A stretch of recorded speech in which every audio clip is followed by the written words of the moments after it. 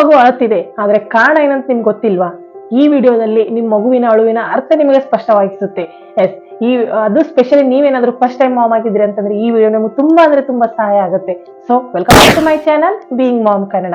ಇವತ್ತಿನ ಈ ವಿಡಿಯೋದಲ್ಲಿ ನಿಮ್ಮ ಮಗು ಯಾಕೆ ಅಳುತ್ತೆ, ಅದಕ್ಕೆ ಕಾರಣ ಏನು, ನಿಮ್ಮ ಮಗುವಿನ ಅಳುವಿನ ಅರ್ಥ ಏನು, ಅದಕ್ಕೆ ಯಾವ ರೀತಿ ಪರಿಹಾರ ಕೊಡಿಸ್ಬೇಕು ಅನ್ನೋದ್ರ ಬಗ್ಗೆ ಡೀಟೇಲ್ ಆಗಿ ತಿಳ್ಕೊಂತಾ ಹೋಗೋಣ. ಸೊ ಅದರಲ್ಲಿ ಫಸ್ಟ್ ಒಂದು ಬಂದ್ಬಿಟ್ಟು ಹಂಗರ್ ಕ್ರೈ. ಎಸ್, ನಿಮ್ಮ ಮಗುಗೆ ಆದಾಗ ಅಳುವುದು ಯಾವ ರೀತಿ ಇರುತ್ತಪ್ಪ ಅಂತಂದ್ರೆ ಸ್ಟಾರ್ಟಿಂಗ್ ಅಲ್ಲಿ ತುಂಬಾ ಶಬ್ದ ನಿಧಾನವಾಗಿರುತ್ತೆ, ಸ್ಲೋ ಆಗಿ ಇನ್ಕ್ರೀಸ್ ಆಗ್ತಾ ಹೋಗುತ್ತೆ.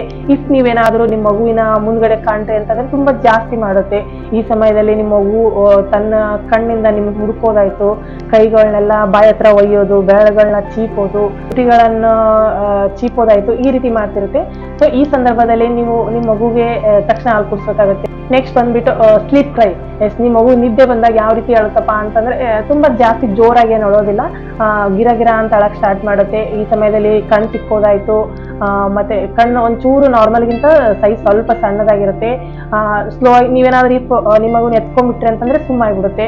ಒಂದು 15-20 ನಿಮಿಷ, ಒಂದು ಹಾಫ್ ಆನ್ ಅವರ್ವರೆಗೂ ಇದೇ ರೀತಿ ಸ್ಲೋ ಆಗಿ ಅಳುತ್ತೆ. ಅದ್ರದ್ದು ಲಿಮಿಟ್ ಏನಿರುತ್ತೆ ತುಂಬಾ ಕ್ರಾಸ್ ಆಯ್ತು ಅಂತಂದ್ರೆ ಅವಾಗ ಮಾತ್ರ ಜೋರಾಗಿ ಅಳಕ್ ಸ್ಟಾರ್ಟ್ ಮಾಡುತ್ತೆ. ಸೊ ಈ ಸಂದರ್ಭದಲ್ಲಿ ನೀವು ನಿಮ್ಮ ಮಗು ಅಂದ್ರೆ ಇದು ತುಂಬಾ ದಣದಿದೆ ಅಂತ ಅರ್ಥ ಆಗುತ್ತೆ. ಈ ಸಂದರ್ಭದಲ್ಲಿ ನೀವು ನಿಮ್ಮ ಮಗುನ ಒಂದು ಶಾಂತ ರೀತಿಯಿಂದ ಅಥವಾ ನಿಶಬ್ದವಾದ ಡಿಮ್ ಲೈಟ್ ಇರುವಂತ ಜಾಗ ಕರ್ಕೊಂಡು ಹೋಗಿ ಮಲಗಿಸಿದ್ರೆ ತುಂಬಾ ಬೇಗ ಮಲಗಿಬಿಡುತ್ತೆ. ನೆಕ್ಸ್ಟ್ ಬಂದ್ಬಿಟ್ಟು ಈ ಗ್ಯಾಸ್ ಅಥವಾ ಕಾಲಿಕ್ ಪೇನ್ ಇಂದ ಯಾವ ರೀತಿ ಹೇಳುತ್ತೆ ಅಂದ್ರೆ ಹೊಟ್ಟೆ ನೋವಾದಾಗ, ಹೊಟ್ಟೆಯಲ್ಲಿ ಗ್ಯಾಸ್ ಇಳಿದಾಗ ಯಾವ ರೀತಿ ಹೇಳುತ್ತಪ್ಪ ಅಂತಂದ್ರೆ ನಿಮ್ಮ ಮಗು ತುಂಬಾ ಅಂದ್ರೆ ತುಂಬಾ ಜೋರಾಗಿ ಹೇಳಕ್ ಸ್ಟಾರ್ಟ್ ಮಾಡುತ್ತೆ. ಅದು ಸ್ಪೆಷಲಿ ಈ ಹೊಟ್ಟೆ ನೋವು ಮತ್ತೆ ಈ ಗ್ಯಾಸ್ ಪ್ರಾಬ್ಲಮ್ ಮಗು ಸಾಯಂಕಾಲ ಅಥವಾ ನೈಟ್ ಸಂದರ್ಭದಲ್ಲಿ ಜಾಸ್ತಿ ಆಗ್ತಿರುತ್ತೆ. ಕಾಲ ಮಡ್ಚ್ಕೊಂಡು ಅಳೋದಾಯಿತು, ಅಥವಾ ರಾತ್ರಿ ಹೊತ್ತಲ್ಲಿ 1 ಗಂಟೆ ಮಲಗೋದು ಮತ್ತೆ ಎದ್ದೇಳೋದು ಅಳೋದು, 1 ಗಂಟೆ ಮಲಗೋದು ಮತ್ತೆ ಎದ್ದೇಳೋದು ಅಳೋದು, ಈ ರೀತಿ ಏನಾದ್ರು ಮಾಡ್ತಿತ್ತು ಅಂತಂದ್ರೆ ನಿಮ್ಮ ಮಗುಗೆ ಹೊಟ್ಟೆ ನೋವು ಆಗ್ತಿದೆ, ಹೊಟ್ಟೆಯಲ್ಲಿ ಗ್ಯಾಸ್ ಇರೋದಿದೆ ಅಂತ ಅನ್ಕೊಂಡು ಅರ್ಥ ಆಗುತ್ತೆ. ಸೊ ಈ ಸಂದರ್ಭದಲ್ಲಿ ನಿಮ್ಮ ಮಗುಗೆ ಟಮ್ಮಿ ಮಸಾಜ್ ಅಂದ್ರೆ ಹೊಟ್ಟೆ ಮಸಾಜ್ ಮಾಡಿದ್ರೆ ಒಂಚೂರು ರಿಲ್ಯಾಕ್ಸ್ ಅನ್ಸುತ್ತೆ. ಮತ್ತೆ ಈ ಶೋಲ್ಡರ್ ಭುಜದ ಮೇಲೆ ಹಾಕೊಂಡು ಬರ್ಫ್ ಮಾಡಿಸ್ತಾ ಬನ್ನಿ.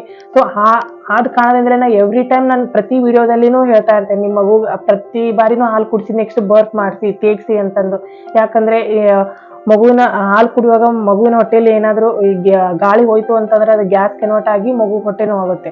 ಸೊ ಆದ್ದರಿಂದ ಈ ಪ್ರಾಬ್ಲಮ್ ನೀವೇನಾದ್ರೂ ತಪ್ಪಿಸ್ಬೇಕಂತಂದ್ರೆ ಪ್ರತಿ ಬಾರಿನೂ ನೀವು ನಿಮ್ಮ ಮಗು ಹಾಲು ಕುಡಿಸಿ ನೆಕ್ಸ್ಟ್ ತೆಗಿಸ್ತಾ ಬನ್ನಿ. ನೆಕ್ಸ್ಟ್ ಬಂದ್ಬಿಟ್ಟು ನಿಮ್ಮ ಮಗು ಏನಾದರೂ ಡೈಪರ್ ಡರ್ಟಿ ಆಗಿತ್ತು ಅಂತಂದ್ರೆ ತುಂಬಾ ಅನ್ಕಂಫರ್ಟೇಬಲ್ ಟೈಪ್ ನೀವು ಅಳೋಕ್ ಸ್ಟಾರ್ಟ್ ಮಾಡ್ಬಿಡುತ್ತೆ. ತುಂಬಾ ಜೋರಾಗಿ ಅಳೋದಿಲ್ಲ, ತುಂಬಾ ನಾರ್ಮಲ್ ಆಗಿ ಅಳೋಕ್ ಸ್ಟಾರ್ಟ್ ಮಾಡ್ಬಿಡುತ್ತೆ. ಅದು ಅನ್ಕಂಫರ್ಟೇಬಲ್ ಫೀಲ್ ಮಾಡುತ್ತೆ. ನೀವು ಏನ್ ಮಾಡಿದ್ರು ಅದಕ್ಕೆ ಸಮಾಧಾನ ಇರೋದಿಲ್ಲ, ಚಡ್ಬಡ್ಸಕ್ಕೆಲ್ಲ ಸ್ಟಾರ್ಟ್ ಮಾಡಿರುತ್ತೆ. ಈ ಟೈಪ್ ಏನಾದ್ರು ನೀವು ಕಾಣಿಸ್ಕೊಂಡ್ರಿ ಅಂತಂದ್ರೆ ನಿಮ್ಮ ಮಗುನ ಡೈಪರ್ ಚೆಕ್ ಮಾಡಿ. ಇಲ್ಲ ಅಂತಂದ್ರೆ ನೆಕ್ಸ್ಟ್ ನಿಮ್ಮ ಮಗುಗೆ ಏನಾದ್ರು ತುಂಬಾ ಜಾಸ್ತಿ ಚಳಿ ಆಗಿತ್ತು ಅಂತಂದ್ರೂ ಈ ಟೈಪ್ ಅನ್ಕಂಫರ್ಟೇಬಲ್ ಟೈಪ್ ಫೀಲ್ ಮಾಡುತ್ತೆ. ಇಲ್ಲ ತುಂಬಾ ಶೆಕೆ ಆಗಿತ್ತಂದ್ರೂ ಈ ಟೈಪ್ ಮಾಡ್ತಿರುತ್ತೆ.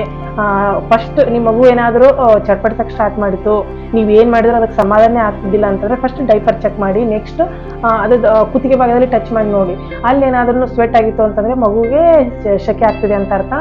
ಇಫ್ ಅಲ್ಲೇನಾದ್ರೂ ಸ್ವಲ್ಪ ತಂಪ್ ಅನಿಸ್ತು, ಕೈ ಕಾಲುಗಳನ್ನ ಟಚ್ ಮಾಡಿ ನೋಡಿ, ತಂಪ್ ಅನಿಸ್ತು ಅಂತಂದ್ರೆ ಮಗು ಚಳಿ ಆಗ್ತಿದೆ ಅಂತ ಅರ್ಥ. ಸೊ ಇವು ಮೂರನ್ನು ಅಬ್ಸರ್ವ್ ಮಾಡ್ಕೊಂಡು ನಿಮ್ಮ ಮಗು ನೆಕ್ಸ್ಟ್ ನೀವು ಯಾವ ರೀತಿ ಸಹಾಯ ಮಾಡಬಹುದು ಅನ್ಕೊಂಡು ಸಹಾಯ ಮಾಡಿ. ನೆಕ್ಸ್ಟ್ ಒಂದು ಬಂದ್ಬಿಟ್ಟು ನೀಡ್ ಅಟೆನ್ಷನ್ ಕ್ರೈ. ಎಸ್, ನಿಮ್ಮ ಮಗು ನೀವೆಲ್ಲ ಹಾಲು ಕುಡ್ಸಿದಿರಿ, ಎಲ್ಲ ಆಟಕ್ಕೆ ಸಾಮಾನು ಕೊಟ್ರಿ, ಎಲ್ಲ ಕೊಟ್ರಿ ಅಂತಂದ್ರೂ ಕೂಡ ಒಂದೊಂದ್ ಬಾರಿ ಅಳತಿರುತ್ತೆ. ನೀವೇ ಅಬ್ಸರ್ವ್ ಮಾಡಿರ್ಬೋದು. ಆ ಸಂದರ್ಭದಲ್ಲಿ ಅದಕ್ಕೆ ನೀವು ಬೇಕಾಗಿರ್ತೀರಿ, ಅಂದ್ರೆ ನಿಮ್ಮ ಅಟೆನ್ಷನ್ ಬೇಕಾಗಿರುತ್ತೆ. ನಿಮ್ಮನ್ನ ನೋಡಿದ್ರೆ ಅಳಕ್ ಸ್ಟಾರ್ಟ್ ಆಗಿರ್ಬೋದು, ಇಲ್ಲ ಈ ಮನೆಯಲ್ಲಿ ಯಾರಾದ್ರೂ ತಿರುಗಾಡೋದು ನೋಡಿ ಅಳಕ್ ಸ್ಟಾರ್ಟ್ ಮಾಡಿರೋದಾಗಿರ್ಬೋದು. ಆ ಸಂದರ್ಭದಲ್ಲಿ ನೀವೇನಾದ್ರೂ ನಿಮ್ಮ ಮಗು ನೋಡಿದ್ರೆ ಅಂತಂತಂದ್ರೆ ಎತ್ಕೊಳ್ಳಿ ಅಂತ ಅನ್ಕೊಂಡು ಏನಾದ್ರೂ ಒಂದ್ ಸ್ವಲ್ಪ ಕೈ ಸನ್ನೆ ಮಾಡೋದಾಗಿರ್ಬೋದು.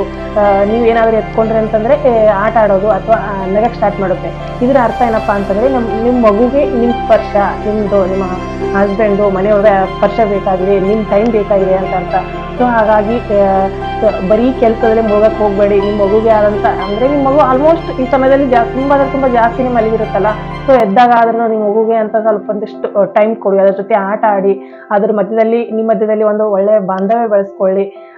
ಇದರಿಂದ ನಿಮ್ಗೂ ಒಂದ್ ಟೈಪ್ ರಿಲ್ಯಾಕ್ಸ್ ಫೀಲ್ ಆಗುತ್ತೆ, ನಿಮ್ಮ ಮಗು ಕೂಡ ತುಂಬಾ ಖುಷಿ ಆಗುತ್ತೆ.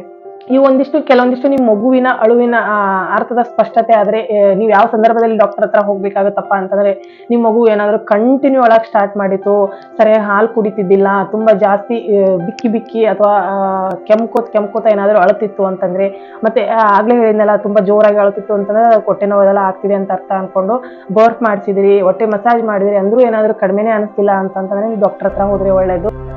ಮಗುವಿನ ಅಳುವೇ ಅದ್ರ ಭಾಷೆ ಆಗಿರುತ್ತೆ. ಸೊ ನಾವು ಅದನ್ನ ಅರ್ಥ ಮಾಡ್ಕೋಬೇಕಂತಂದ್ರೆ ಕೆಲವೊಂದಿಷ್ಟು ಟೈಮ್ ಬೇಕಾಗುತ್ತೆ. ನೀವೇನಾದ್ರೂ ಫಸ್ಟ್ ಟೈಮ್ ಮಾಮ್ ಆಗಿದ್ರಿ ಅಂತಂದ್ರೆ ಸ್ವಲ್ಪ ದಿನ 1 ತಿಂಗಳವರೆಗೆ ಅದನ್ನು ಸ್ವಲ್ಪ ಟೈಮ್ ಬೇಕಾಗುತ್ತೆ. ಸೊ ಭಯ ಪಡಕ್ ಹೋಗ್ಬೇಡಿ. ನೀವು ಮತ್ತೆ ನಿಮ್ಮ ಮಗು ಒಂಚೂರು ಕಂಫರ್ಟೇಬಲ್ ಆದ್ರೆ ಅಂತಂದ್ರೆ ಇಬ್ರು ಭಾಷೆ ಅರ್ಥ ಆಗ್ತಾ ಬರುತ್ತೆ.